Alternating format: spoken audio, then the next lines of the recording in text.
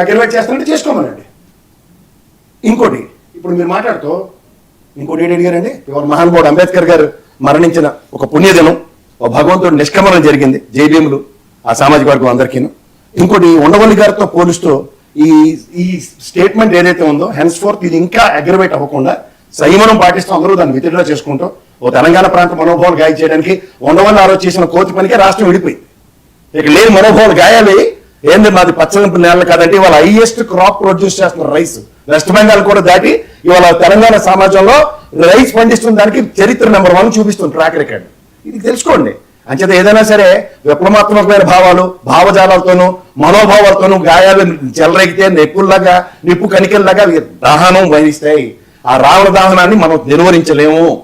ఒక మొమెంటంలో పార్టీ పరంగా మీ అధినాయకుడు కాబట్టి మీరు సపోర్ట్ చేయొచ్చమ్మా, I'm not contradicting that. But ఎంతవరకు అన్నదానికి ఒక టెరిటరీ ఇచ్చేయండి. గొంతగాడి నక్కలు ఇవన్నీ మీరు మాట్లాడినవి చాలా బాగున్నాయి, కానీ ఇక్కడ మాట్లాడినవి ఒక క్యాబినెట్ హోదా ఉన్న మినిస్టర్ గారు, అది కూడా సినిమా ఫోటోగ్రఫీ మినిస్టర్.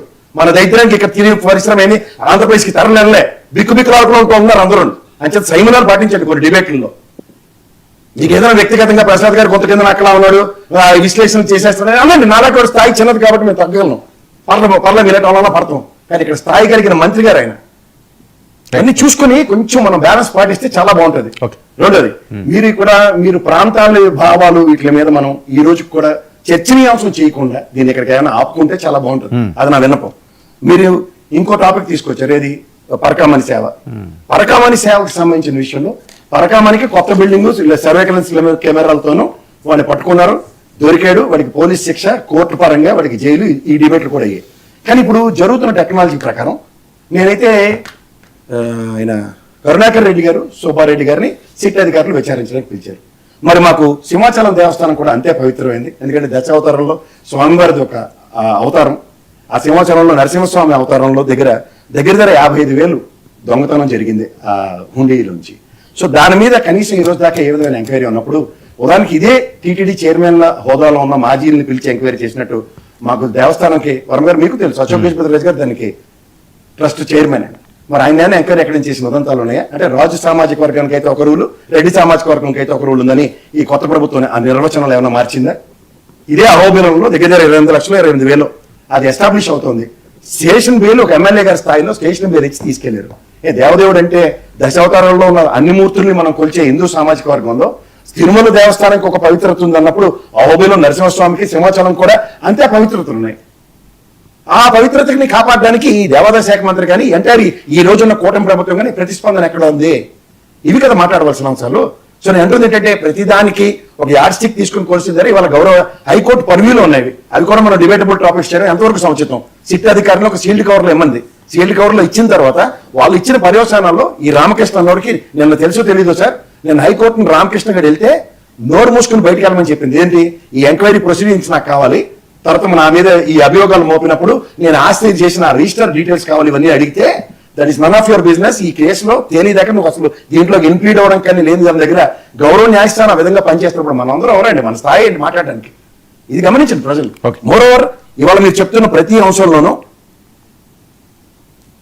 మనం సంయమనం విచక్షణ కోల్పోయి మానవాతీత శక్తుల్లో మాట్లాడుతున్నప్పుడు వచ్చే పర్యవచనాలు తప్ప ఇక్కడ ఏమి అవుట్ ఆఫ్ ద బాక్స్ జరిగిపోయి తెరగబడిపోవట్లేదు. అంబేద్కర్ కామెంట్స్ అంబేద్కర్ విషయంకి వస్తేనండి, ఇప్పుడు కంచం తీయడం సమాజంలో ఎవరైనా తండ్రికి సేవ చేయని ఏ కొడుకు ఉంటాడు నాకు తెలిసి 100కి 100 మంది తండ్రికి సేవ చేసిన వాళ్ళే ఉంటాం. సేవ చెబితే వాడు అంత వెధవ కూడా ఇంకోటి ఉంటాడు.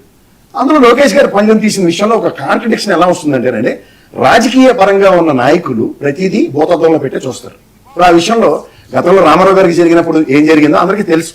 పార్టీని టేక్ ఓవర్ చేసిన చంద్రబాబు గారి విషయంలో దానికి ఒక కన్స్ట్రక్టివ్ స్టేట్మెంట్స్ కానీ ఆ పార్టీ నుంచి ఎక్కడ రాకుండా అందు దగ్గర కుర్చీ లాక్కున్నారన్నదే అపవాదం మోగుతుంది. సో దాని పర్యవసనాలు ఇప్పుడు డేస్ డెవలప్మెంట్స్ ఏంటంటే రేపు ఉగాదికి లోకేష్ గారిని ముఖ్యమంత్రిని చేస్తారట, లేదంటే రాబోయే రోజుల్లో కాబోయే ముఖ్యమంత్రి ఇలా ఎలివేషన్స్ వచ్చినప్పుడు ఉపద్రవం చంద్రబాబు గారి సీట్కే కదా. ఇప్పుడు మీరు వారసత్వ రాజకీయాల గురించి మాట్లాడుతున్నారు. ఇదేమో రాజరిక వ్యవస్థ సార్.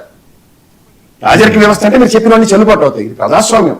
ఒకసారి మంగళగిరిలో ఓడిపోయిన లోకేష్ గారు రెండోసారి అత్యధిక మెజార్టీతో గెలిచారు. రేపొద్దున ఎవరైనా ఇన్సూరెన్స్ ఇవ్వగలరా? 2 స్థానాలు ఓడిపోయిన పవన్ కళ్యాణ్ తెలుగుదేశం పార్టీకి ఇప్పుడున్న లీడర్స్ లో ఆయనే కదా నెక్స్ట్ చంద్రబాబు నాయుడు గారి తర్వాత ఎక్కువ ఆయనకి ప్రయారిటీ వస్తుందా, వేరే వాళ్ళకి ఇస్తారా? సార్ ఒక మాట చెప్తాను. ఇప్పుడు చిరంజీవి గారి ఫ్యామిలీ నుంచి వచ్చిన పిల్లలందరినీ కూడా మెగా అని ముందు పేరు పెట్టేస్తారు సినిమా రిలీజ్ అవ్వక ముందే. కానీ ఆయనకున్న లెగసీని ఎవరన్నా మనం మీట్ అవ్వగలుగుతున్నారు ఎవరైనా? అవుతారు అవరు తర్వాత విషయం అంటే పెద్దలు అయితే మనం పెడుతున్నారు. ఇన్వేషన్ అయితే ఇస్తున్నాం కదా, మీరే చెప్పండి. చిరంజీవి గారి స్థాయికి ఎవడైనా ఎదిగినోడు ఉన్నాడా?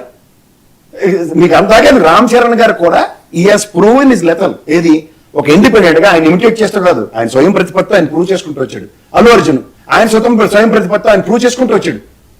మీకు ఒక చెప్తున్నాను చూడండి, తాడి చెట్టు ఎక్కువ ఒక పొంత తోస్తారు, లేదా ఆయన బొరమి కూర్చోబెట్టి చెట్టు పై నుంచి కాయ దింపేదాకా వాడు చూడరు కదా. Right. Okay. బాలకోటి గారు. ప్రజాస్వామ్యం, ఈ ప్రజాస్వామ్యం ఏంటంటే మీరు అన్నట్టు మా బాలకోటి గారు అన్నట్టు, లేదంటే మా చిన్నదొర అన్నాడు కదా, ఈ బాలకోటి గారు ముఖ్యమంత్రి అవ్వాలంటే రేపు ఓకే బాలకోటి గారు రెస్పాండ్. ఇప్పుడు అమరావతి ఉద్యమంలో మళ్ళీ సమితి రేపు శాశ్వత రాజధాని అమరావతికి గజెట్ తీసుకొచ్చే నేపథ్యానికి ఉద్యమం తెరలేపాడు అనుకోండి బాలకోటి. చెప్పండి. ఏమో ఉద్యమ నాయకుడని రేపు పొద్దున ఆయన ఎన్నుకొచ్చేమో.